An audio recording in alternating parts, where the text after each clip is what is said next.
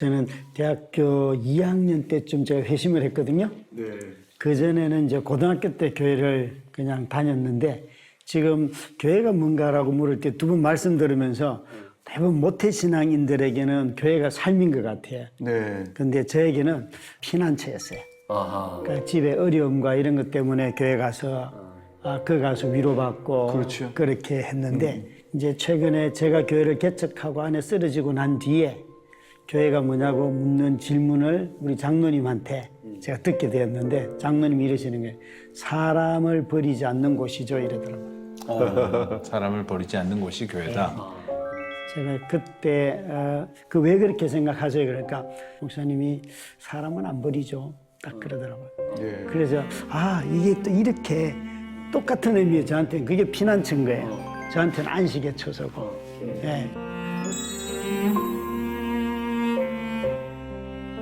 공동체라 하면 자꾸 우리가 뭔가를 모이고, 그러니까 우리가 전통적으로 생각하는 공동체다. 그러면 우리가 갖고 있는 공동체에 대한 정의부터 사실은 다시 한번 생각해 볼 필요는 있을 것 같아요. 근데 어쨌든 공동체 가장 기본 소속감 아닌가요?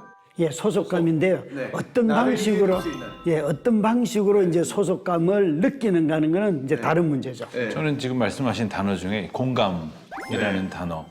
예컨대 가끔 이제 주일날 예배 때 광고 시간에 웬만하면은 이제 광고에 어떤 개개인에 대한 사정이나 이런 얘기를 잘 하지는 않지만 전체 앞에 이렇게 함께 나누어야 될 좋은 소식이나 좀 슬픈 소식이 있지 않습니까? 그러니까 이를 오픈할 때 분명히 제 판단에는 대부분이 알아야 좋을 것 같은 그런 내용이어서 오픈을 했는데 생각보다 많이 기뻐하지 않고 많이 슬퍼하지 않으면 이게 어떤 공감 지수가 상당히 낮게 느껴지고 그것이 공동체성의 지수처럼 이렇게 느껴질 때가 있더라고요.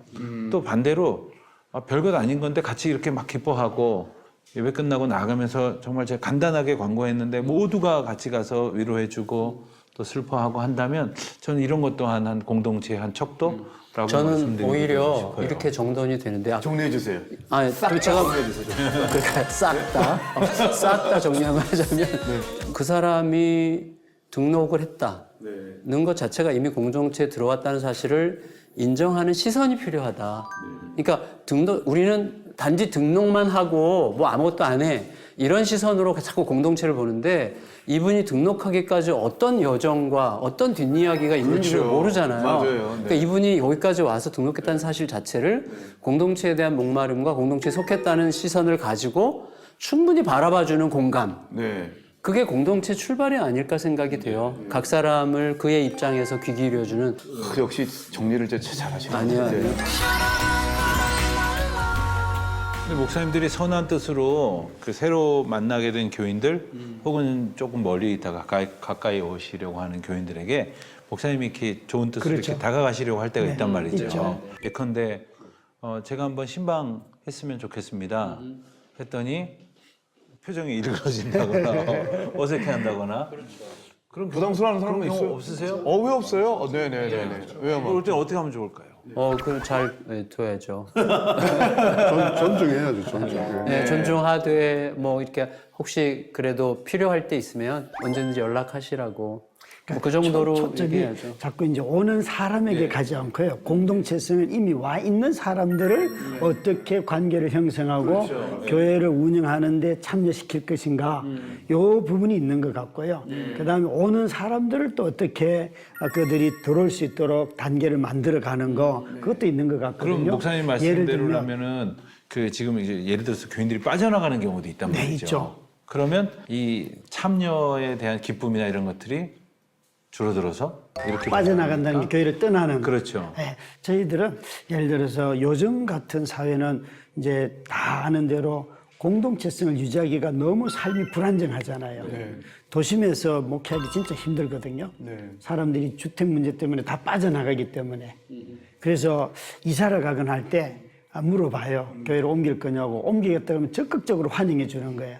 그러니까 이게 옮기겠다고 하실 때 적극적으로 환영해주고 교회도 알아봐주고 이게 소위 그 공교회성을 갖고 있는 사역자들의 태도이거든. 그 아쉽기는 하지만 근데 떠나갈 사람들을 굳이 우리 교회만 와야 된다 이건 정말 아닌 것 같고요. 잘 보내는 거. 근데 이제 이게 제가 한 가지 의미 있는 수치를 얘기해 드리면 얼마 전에 조사가 있었는데 선한 사마리아인의 지수라고 하죠.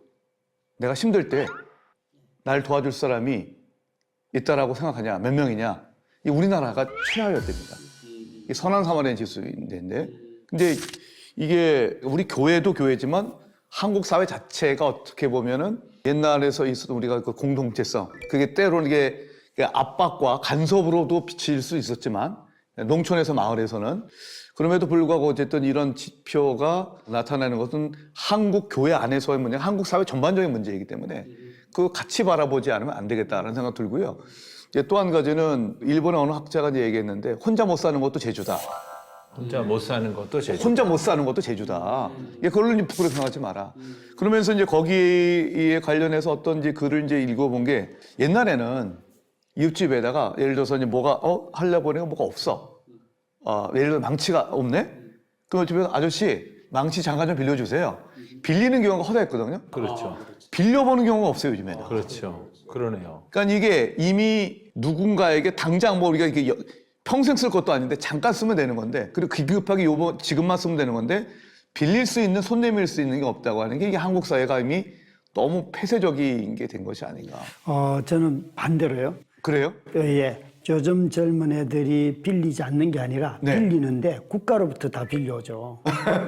국가로부터. 네. 그게 이웃에게서 해결할 수 있는 문제를 넘어서기 때문에 사람들이 자기 삶의 소소한 것들 말고요. 그거는 스스로 해결하는 게 훨씬 많아진 것 같고요. 네. 다 요청하는 것을 보면 정말 한 개인이나 한 교회가 감당할 수 없는 문제들을 너무나 많이 노출하고 있어서 국가가 해줄 영역들이 너무너무 많거든요. 사실은 제가 보기에는. 네. 그래서 우리 청년들도 가만히 보면 그들이 도움 요청하는 것을 듣다 보면 저희 같은 이렇게 작은 교회들은 꿈도 꿀 수가 없는 것들이 너무 많아요.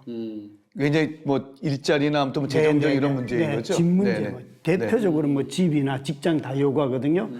근데 이게 그럼 왜 요구해도 도와줄 수 없는데 와서 이걸 요구를 할까? 예. 딱 한 가지밖에 없어요. 공감해 달라는 거예요. 제가 지난 주일에도 들었어요. 목사님, 요즘 목사님이 하는 설교는 다 주워 듣고 하는 설교 옛날하고 달라졌어 목사님이 이러는 거야 한 청년이. 그래서 왜 그렇게 느끼냐 그러니까 절실함이 목사님 우리의 절실함하고 목사님이 우리를 바라보면서 느끼는 절실함하고 달라졌어요. 딱 이러더라고요. 근데 그 장면은 강화도에서 와요. 그래서 와서 목사님 우리가 왜 여기 온 줄 알아요? 그러면서 딱 그 얘기를 하는 거예요. 목사님 공감에 대해서 목사님이 문자적으로 알고 있는 거예요. 딱 그러는데요. 제가요. 와 정말 한 방 딱 맞는. 네.